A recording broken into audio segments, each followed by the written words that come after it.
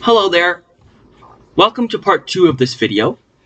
So this part is dedicated to actually doing a sample problem involving not only exponents in the bracket step, but also on a potential exponent around that bracket step, and then also exponents purely in the Q step. So we have these three kinds of exponents to worry about here. We've got, exponents within the bracket right here. For example, this squared. An exponent outside the bracket, like this squared, and these exponents just interspersed throughout the actual Q step. So I'm going to go through exactly how to evaluate each of these whenever that scenario comes up. Okay? Let's get started. So, the first step is obviously your identification of all the brackets. Right there is B1, right there is B2, and right there is B3. Okay, you can do a quick visual check as well. Every other potential bracket is really just a parenthesis waiting to happen, right? So that is your dead giveaway right there. So B1 is equal to, now I want you to pay specific attention to these values, especially this one. Look at that. Instead of writing 4 squared, I just wrote 16. There's no point delaying the evaluation of the exponent any further. I have 16, I'm just going to write 16, right? And then the rest is copied just as you normally would. The one thing I want to point out is that the parenthesis is gone. So instead of that, we're writing just times -3 with the negative kind of elevated as we always do. At this point, I don't want you to worry about this squared here. This is, as you can see, it's outside the physical bracket. We will deal with this in the next step, okay? So 16, we can circle here. We have 16. We make a circle right there. Here is our next circle, and then here is our next circle, again divided by the plus or minus signs. Evaluate each of those. 16 minus 6 minus 1. 16 minus 6 is 10. 10 minus 1 is equal to 9. Right? And again, I mentioned this earlier, but the highlighting is coming in now. The squared is physically outside the bracket. Let's leave it to evaluate later. We'll talk about how we do this when we do the Q step for this question. Okay? Very similar idea for B2. Again, you can see that we took the time and liberty to evaluate both of these exponents on our own. 2 cubed was immediately written as 8, and 6 squared immediately written as 36. Once again, you just ignore this outside one for now. 5 times 8 is equal to 40. 40 minus 36 is equal to 4. And once again, the purple highlighting is coming in again in reference to this purple highlighting, which tells us that the squared term is outside the bracket. So don't worry about it for now. It will be back. Okay, B3 is nice and easy. I didn't bother animating the individual steps here. 8, again, 2 cubed is equal to 8. Minus 6, you circle. 8 minus 6 is equal to 2. Now, I'd like you to remember these values for now. So B1 is equal to 9, B2 is equal to 4, and B3 is equal to 2. Because we're actually going to do some pretty cool, interesting stuff in the next step, right? So here is our Q step. And our Q step looks almost exactly like every other Q step we've worked on, right? So no big changes here. But the one cool thing that we did is that you actually apply the change right there. I'm going to move this highlighting over actually real quick. Let's move this over. Okay. Okay, I see what I did. All right. Right. But look at this, right? Right off the bat, this is the final sort of circled product and everything, so you can see how we progress through the question. But right at the top, 2 to the power of 4, that is not right. Negative 2 to the power of 4, negative times negative times negative times negative obviously gives us a 16 here. So we just evaluate that right away. And here, we do the same thing. We evaluate right away. Okay? So even in the Q step, as soon as you see it, you mentally evaluate it. So really, there's only an exponent once in the question, either in the original question or in the original bracket. Everything else here has no exponent whatsoever. Okay, there is one small mistake in this step, which is that I kept the parenthesis on this times 21. So let's go back and let's erase that. I'm going to use my eraser here. And we're going to see how this is going to work. Well, whoops, that's too much.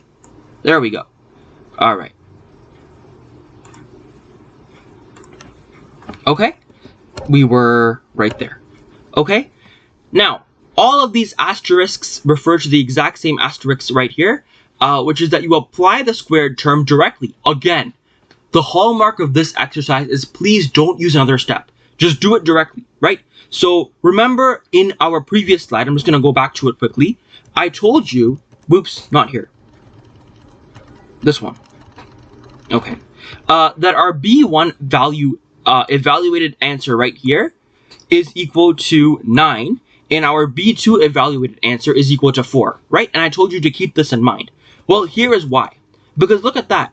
I've labeled this as B1, but this is not 9. This is 81. 81 just so happens to be 9 squared. Here is the 2. We just square it directly, right? There's no need to delay this any further. We have here a 9. This squared becomes 81. And exactly the same idea happens in the next step. So we have here this entire bracket, which was 4, if you remember from the previous step. You square it, it becomes a 16. You do it right there. You don't hesitate, you just do the step. Never ever in your Q step or in your B step should you have an exponent that hasn't already been evaluated. Just like parentheses, we do the same thing, right? We remove the parentheses right away. Same thing here, right? You want your B step and your Q step to be as clear, as visually apparent as possible. Okay?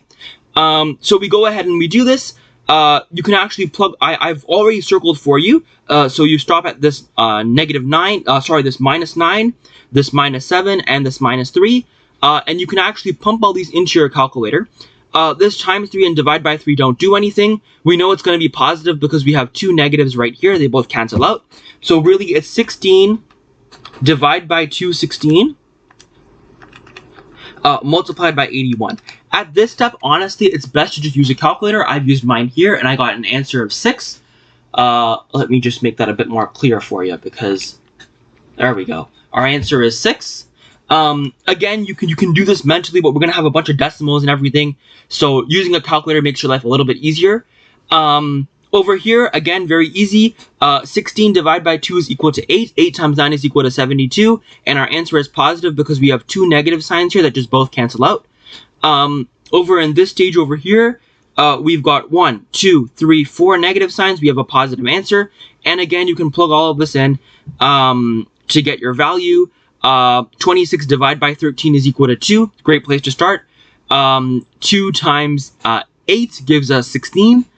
16, I guess at this point you can just do 16 times 7, divide by 28, which would give you an answer of 4, right? The easier way of doing this is actually using this answer as 16, but then 7 divided by 28 is 1/4, and then 16 times 1/4 gives you 4. So if that works a bit easier in your head, you can do that as well. And then finally, this step over here, we have here divide by 7, a divide by 6, a divide by 4, a multiply by 21, and a multiply by 8. Again, there's really no easy way to sort through all this. 8 divided by 4 is 2. You can start there. 2 times 21 is equal to 42. And it just so happens that we also have 7 times 6, which is also 42. So this entire thing just cancels out. Okay, let me show that to you visually, just to make it a bit more clear what exactly happened there, because I know this can trip up some students. So let me show you what I did. So again, let's use the pen here. Let's use this golden color. So right here, basically, right? What I said is that let's do, first of all, 8. Well, first of all, let's decide if this is positive or negative. We have 1, 2, 3, and 4 negative signs. So that makes us a positive value. So that's how we get that. Now, 8 divided by 4. This gives us 2, right? Very easy. Now 2 times 21 gives us equal to 42, right? Now 42 just so happens to be equivalent to 7 times 6 as well, which is equal to 42, right? So multiply by 42 and divide by 42, these two things cancel, and all we're left with is this 3, which becomes that 3 right there. Okay, you put all this together, you add it all up, and you get a final answer for this Q step of, as it says right here, 85. Let's use I don't know, maybe a green pen to point that out there.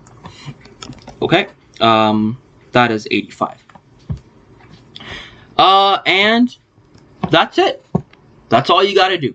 Exponents are nice, Simple, straightforward, and easy. Just remember, after brackets, you just evaluate your exponents and you're good to go.